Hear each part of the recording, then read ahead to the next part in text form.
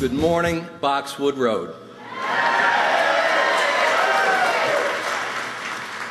Thank you, Senator Carper, for that great introduction.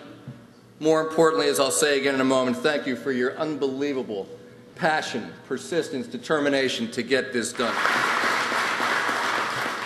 And I can think of no better partner in this effort than Fisker Automotive. These two guys have an incredible record of success in the automobile industry, and they, along with their terrific partners at places like Kleiner Perkins and Palo Alto Investors, also have the vision to see that the future of the American automobile demands new thinking. And that we are even here today to welcome Fisker is a testament to what works best in Delaware and what will get more Delawareans back to work in many industries. Now, while today's announcement brings hope and it brings promise, it almost must bring the reality and the caution that this is only the beginning of a long journey toward returning this plant to prominence. There is much work to do with the state, its leaders, its citizens alike, and we've all got to come together to make the promise of Fisker Automotive a reality in this very competitive industry. And together, we must all send out the message to the entire world that Delaware will soon be producing some of the most fuel-efficient, stylish performance cars the world has ever seen. To Henrik and to Barney, on behalf of everyone who has worked in or for this plant, on behalf of everybody in this state, let me say, let you all join me, welcome to Delaware.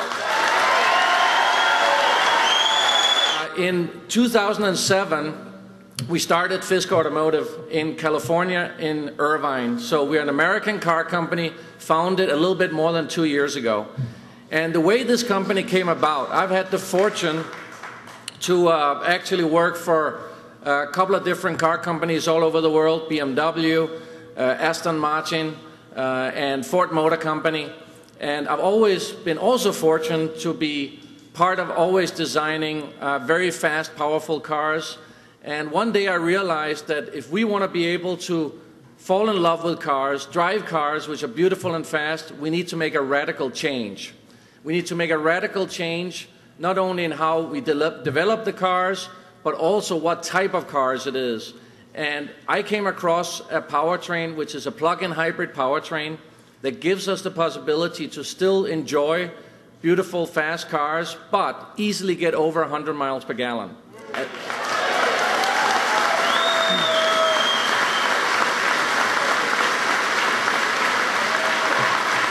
And this is the future that we're going to build here, and this is going to be our advantage. The fact that we can lead the world again here from the United States of America in car manufacturing. Since we moved from the horse to the gasoline engine, there has never been such a big change as is happening right now, where we are moving from the pure gasoline engine into the electrification of the automobile, plug-in hybrids, for instance, like we're going to be building right here in this plant. And eventually start the Project Nina, as we call it, which will be a vehicle that will start at $39,900. It's the vehicle that we are planning to build in this plant.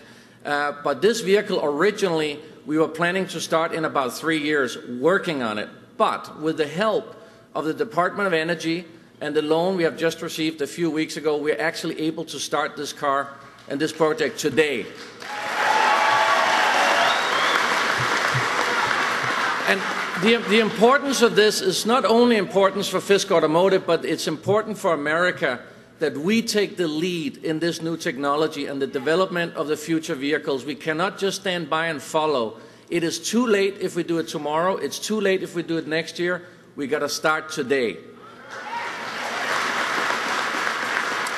And I believe that is one of the fundamental things that has probably been missing here in America for many, many years, is that we actually created cars that were desirable for the rest of the world and that we can export. We have been importing cars all this time, but we never exported any. And that's what we need to start to do from this factory.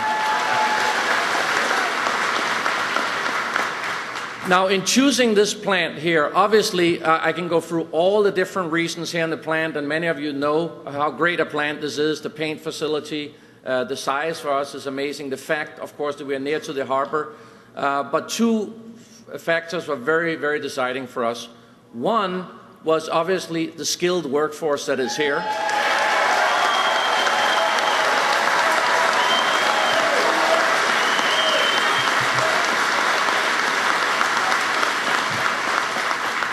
And I remember when I walked through this plant with Barney the first time, and Barney told me, Henrik, you know what, the workers here, they're amazing. The feedback I get of enthusiasm, desire to build quality cars is amazing. And we really felt good when we left after only meeting a few of you. So thank you for that. American innovators, American business, American labor has never let this country down when we've been given a fighting chance. And today, thanks to the Department of Energy Loan and the Recovery Act grants for vehicles, electrification, for the innovation of Fisker Automotive, this factory in Delaware and the industry are going to get back up off the mat. And folks, in so doing, we're going to help some of the best workers in the world reclaim their jobs, and America's auto industry is going to reclaim its world leadership. You know, the cars that will be built here are truly going to be the cars of the future. This plant, I just want you to, because I believe this plant is going to produce not only the next generation of plug-in hybrid vehicles that can win America and world markets, but with these cars, Americans are going to get not only efficiency, but this is what I like about you, man. I'm serious. We have a lot of long talks. You know what Heinrich said? He said, it's not enough if you just build the most efficient car. It's got to have muscle and it's got to have looks.